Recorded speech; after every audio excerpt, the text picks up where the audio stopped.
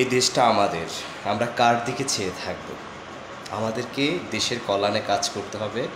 আমরা যারা সাধারণ জনগণ আছি, আমাদের দেশটাকে পুনর্গঠন করার জন্য, দেশকে সামনে এগিয়ে নিয়ে যাওয়ার জন্য, বর্তমান বিশ্বের সাথে দেশের তাল মিলিয়ে চলার জন্য যারা কাজ করছে তাদেরকে আমাদের সহযোগিতা করা উচিত। সে জায়গা থেকে আমরা বলছি, এই দেশটা আমাদের। আমরা কার জন্য বসে থাকব? দেশের জন্য আমাদের কাজ করতে হবে। প্রিয় সহপাঠী, সহযোদ্ধা, প্রিয় বন্ধুরা, আপনারা যারা আমাকে দেখছেন, আপনাদের সবাইকে জানাচ্ছি আমি চৌধুরী রাফিদ আলম রাসেল, আমার পক্ষ থেকে আন্তরিক শুভেচ্ছা অভিনন্দন। আসসালামু আলাইকুম ওয়া রাহমাতুল্লাহ। আজকে ভিন্ন একটা টপিক নিয়ে কথা বলবো। আজকে যে বিষয় নিয়ে কথা বলতে যাচ্ছি সেটি হচ্ছে বর্তমান নির্বাচন। আসলে আমরা সচরাচর দেখছি যে বাংলাদেশের যে সকল রাজনৈতিক দল আছে তাদের এটা সাংবিধানিক অধিকার নির্বাচন চাওয়া, এটাই স্বাভাবিক, তারা চাইবে। তবে আমার কথা হচ্ছে যারা নির্বাচন করছেন, 5ই আগস্ট জুলাই গণ অভ্যুত্থানের পর কতজন শহীদ জীবন দিয়েছেন, কত মানুষ জীবন দিয়ে শহীদ হয়েছেন, কতজন মানুষ হাসপাতালের বেডে কাতরাচ্ছেন, কতজন তাদের অঙ্গ হারিয়েছেন, হাত হারিয়েছেন, পা হারিয়েছেন, চোখ হারিয়েছেন, তাদের খবর কি আপনারা নিয়েছেন কি না? এটা হচ্ছে বাংলাদেশের রাজনীতিবিদদের কাছে আমার প্রশ্ন। যারা রাজনীতি করছেন, রাজনীতিকে ব্যবহার করে, ক্ষমতাকে ব্যবহার করে ক্ষমতায় যাওয়ার চেষ্টা করছেন, অনেক টাকার মালিক হওয়ার স্বপ্ন দেখছেন, বা অনেক টাকা মালিক হবেন, দুর্নীতি করবেন, দেশের জন্য কাজ করবেন, দুর্নীতিও করবেন, এরকম চিন্তা করছেন, তাদের কাছে আমার একটা প্রশ্ন। সেটা হচ্ছে, কতজন মানুষ এখন হাসপাতালে অসুস্থ অবস্থায় আছে, তাদের কি কোনো খোঁজ নিয়েছেন আপনারা? তাদের কি কোনো খোঁজ খবর নিয়েছেন? আপনারা শুধু কোনো একটা বিষয় নিয়ে কোনো একটা প্রোগ্রামে গেলে কথা বললেই কথার পরেই নির্বাচন চাচ্ছে। এই সরকার ক্ষমতা গ্রহণ করার পর বাংলাদেশের প্রেক্ষাপটে রাজনৈতিক যে দলগুলো আছে তারা যে পরিমাণ নির্বাচনের জন্য প্রেসার দিয়েছেন, আপনারা কি একটু বলতে পারবেন যে যে এত শহীদ হয়েছে, শহীদদের যে বিচার দ্রুত করা উচিত, এই বিষয়ে 10%ও কি আপনারা প্রেসার দিয়েছেন যে শহীদদের বিচার দ্রুত করা উচিত? সেটা তো আপনারা করেননি। 5ই আগস্টে যদি ছাত্র জনতা তাদের জীবন বিলিয়ে দিয়ে, তাদের রক্ত দিয়ে এই আমাদের স্বৈরাচার মুক্ত একটি বাংলাদেশ আমাদেরকে উপহার না দিত, তাহলে আপনারা 2041 সালেও গর্ত থেকে বের হতেন না। কারণ আপনারা কি করতে পারবেন এটা আমরা খুবই ভালো জানি, এটা আমাদের জানা আছে।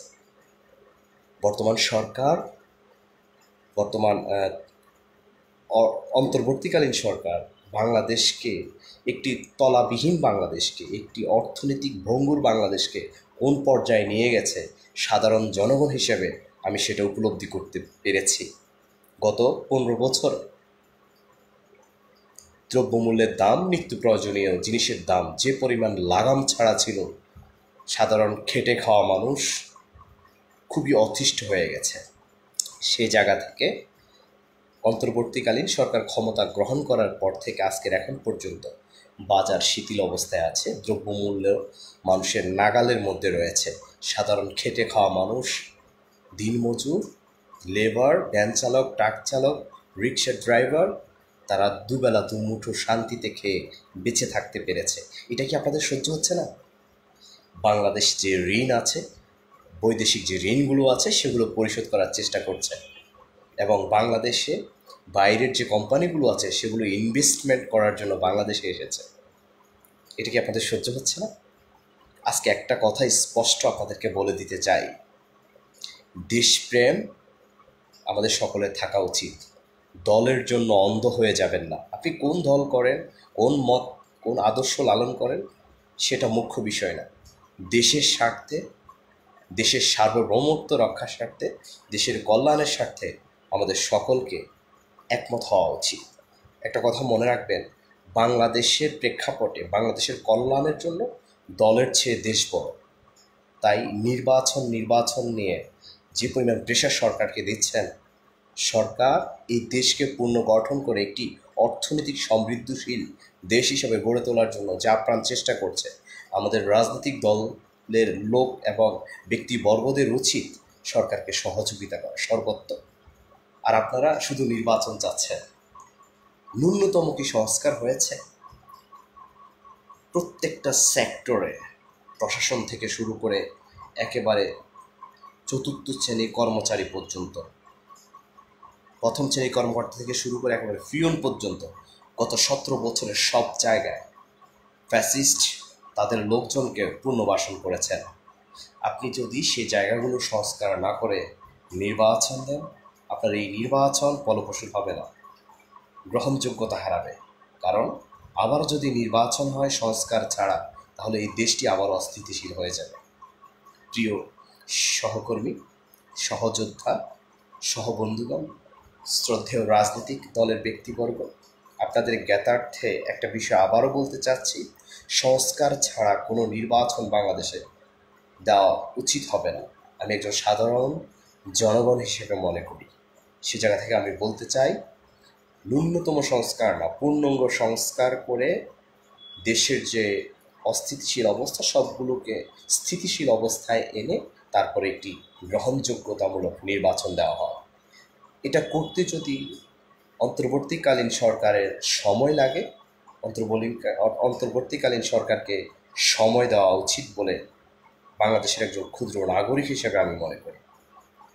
আপনারা শুধু খেতে গেলে নির্বাচন, ঘুমাতে গেলে নির্বাচন, হাঁটতে গেলে নির্বাচন, উঠতে গেলে নির্বাচন, বসতে গেলে নির্বাচন, বাংলাদেশের ডান বাম, ইসলামিক নন ইসলামিক সব দলকে আমি বলছি, ইসলামিক দলগুলোকে বলছি, ডানপন্থী বামপন্থী সব দলগুলোকে বলছি, বাংলাদেশের কল্যাণে যদি আপনারা সত্যি কাজ করে থাকেন, রাজনীতিবিদরা যদি সত্যি বাংলাদেশের কল্যাণ চান, তাহলে অন্তর্বর্তীকালীন সরকারকে সাহায্য করুন, সহযোগিতা করুন, পরামর্শ দিন। নির্বাচন করে প্রেসার দিবেন না। আমার এই সোনার বাংলাকে গড়ার জন্য, আমার এই সোনার বাংলা উন্নয়নশীল একটি রাষ্ট্রের পৌঁছে দেওয়ার জন্য, উন্নত বিশ্বে মাথা তুলে দাঁড়ানোর জন্য তত্ত্বাবধায়ক সরকারকে কাজ করার সুযোগ দিতে হবে। যখন বাংলাদেশের প্রেক্ষাপট সুন্দর একটি পরিস্থিতি আসবে, তখন সে জায়গায় নির্বাচন দিলে নির্বাচনটি গ্রহণযোগ্যতা পাবে এবং বাংলাদেশের মানুষ শান্তি পাবে। আপনারা যারা রাজনীতিবিদরা রাজনীতিকে পেশা হিসেবে নিয়েছেন, আপনারা কেন নির্বাচন করছেন, এটা খুবই ভালোই জানা একজন ক্ষুদ্র নাগরিক হিসেবে। আর যারা এখনো ক্ষমতায় যাননি, ক্ষমতার দাপটে টিকা যাচ্ছে, এলাকা, গ্রাম, মহল্লা, শহর, নগর, কোথাও শান্তি নেই। সব জায়গায় আপনারা ছত্রছায়া আপনাদের বীজ বুনে রেখেছেন।